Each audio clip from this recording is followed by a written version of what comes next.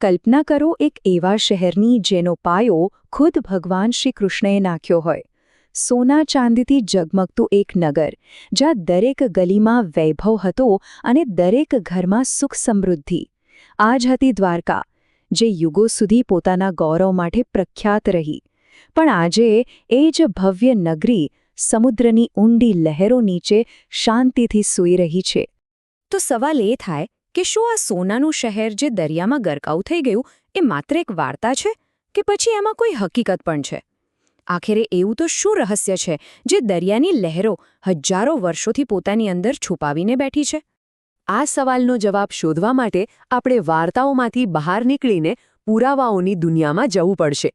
ચાલો આપણી સફર શરૂ કરીએ અરબી સમુદ્રના ઊંડાણથી, જ્યાં ઇતિહાસ પોતે રેતી નીચે દબાયેલો પડ્યો છે. આખી વાતની શરૂઆત થઈ 1963માં. ત્યારે પુણેની ડેક્કન કોલેજ અને ગુજરાત સરકારે ભેગા મળીને પહેલીવાર સમુદ્રના પેટાળમાં શોધખોળ કરવાનો પ્રયાસ કર્યો. પણ જેણે બધાને ચોંકાવી દીધા એ શોધ તો 1983માં થઈ, જ્યારે સંશોધકોને ઊંડા પાણીમાં એક આખા શહેરના અવશેષો મળ્યા.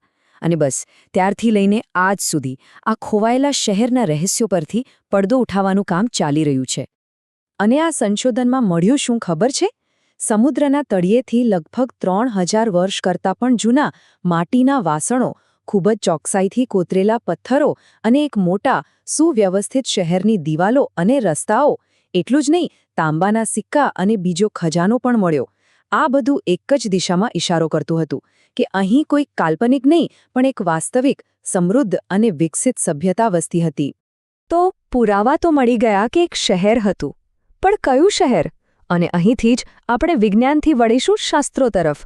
ચાલો જાણીએ કે આપણા ગ્રંથોમાં વર્ણવેલી એ સુવર્ણ નગરીની કહાણી શું છે અને એનું નિર્માણ કેમ અને કેવી રીતે થયું હતું. હરિવંશ પુરાણ અને મહાભારત પ્રમાણે આ એ જ દ્વારકા હતી જે પ્રાચીન કુશસ્થલીના ખંડેરો પર બનાવવામાં આવી હતી. વાત એમ હતી કે જરાસંઘના સતત હુમલાઓથી યાદવો પરેશાન હતા. એટલે ભગવાન શ્રીકૃષ્ણએ પોતાના કુળને બચાવવા માટે એક સુરક્ષિત રાજધાની બનાવી, જાણે કે ખુદ સમુદ્ર જ એને પોતાની ગોદમાં આશરો આપ્યો હોય. અને આ શહેરની ભવ્યતાની તો શુભ વાત કરવી. કહેવાય છે કે દ્વારકામાં 1-2 નહીં પણ 7 લાખ મહેલો હતા. જી હા, 7 લાખ. અને એ પણ સોના, ચાંદી અને રત્નોથી બનેલા. આ તો આજના કોઈ પણ મોટા શહેરને પણ શરમાવે નહીં. આ વાતની સાબિતી આપણને મહાભારતના સભા પર્વમાં પણ મળે છે, જ્યાં સ્પષ્ટ લખ્યું છે કે યાદવોએ શ્રીકૃષ્ણના આદેશ અનુસાર મથુરાનો ત્યાગ કરીને દ્વારકામાં નિવાસ કર્યો. મતલબ કે આ માત્ર જગ્યા બદલવાની વાત નહોતી, આ તો યાદવો માટે એક નવી, સુરક્ષિત શરૂઆત હતી. પણ જેમ કહેવાય છે ને, દરેક ઉદયનો એક અસ્ત હોય છે. તો પછી આટલી દિવ્ય, આટલી શક્તિશાળી નગરીનો અંત કેવી રીતે આવ્યો? ચાલો હવે આપણે એ દુઃખદ ઘટનાઓ તરફ જઈએ જેના કારણે દ્વારકાના સુવર્ણ યુગ પર પૂર્ણ વિરામ મુકાઈ ગયું. દ્વારકાના વિનાશ પાછળ મુખ્યત્વે 2 શ્રાપ જોડાયેલા છે. પહેલો, ગાંધારીનો શ્રાપ. મહાભારત યુદ્ધ પછી પુત્રોના મૃત્યુથી દુઃખી ગાંધારીએ શ્રાપ આપ્યો કે જે રીતે કૌરવો અંદરોઅંદર લડીને મર્યા એ જ રીતે યાદવ કુળનો પણ નાશ થશે. અને બીજો હતો ઋષિઓનો શ્રાપ, જે આ વિનાશનું કારણ બન્યો. એટલે કે એક શ્રાપે ભવિષ્યવાણી કરી અને બીજાએ એને સાચી પાડવાનું સાધન પૂરું પાડ્યું. પણ ભાગ્ય એક જ હતું, યાદવ કુળનો સંપૂર્ણ નાશ. હવે જુઓ કે આ બધું થયું કેવી રીતે. વાત શરૂ થઈ એક નાની મજાકથી. શ્રી કૃષ્ણના પુત્ર સાંબા અને એના મિત્રોએ ઋષિઓની મજાક ઉડાવી અને બદલામાં મળ્યો ભયંકર શ્રાપ. શ્રાપને કારણે એક લોખંડના મુસળનો જન્મ થયો. એનાથી ડરીને એને ઘસીને દરિયામાં ફેંકી દેવાયો. પણ એના અંશો કિનારે પાછા આવી ગયા. સમય જતાં યાદવોમાં અહંકાર અને ઝઘડા વધવા લાગ્યા. અને છેવટે પેલા મુસળના અંશોમાંથી જે શસ્ત્રો ઉગ્યા એનાથી જ એમણે અંદરોઅંદર લડીને આખા કુળનો નાશ કરી દીધો. અને આ બધું થઈ રહ્યું હતું ત્યારે શ્રીકૃષ્ણ, તેઓ બધું જાણતા હતા.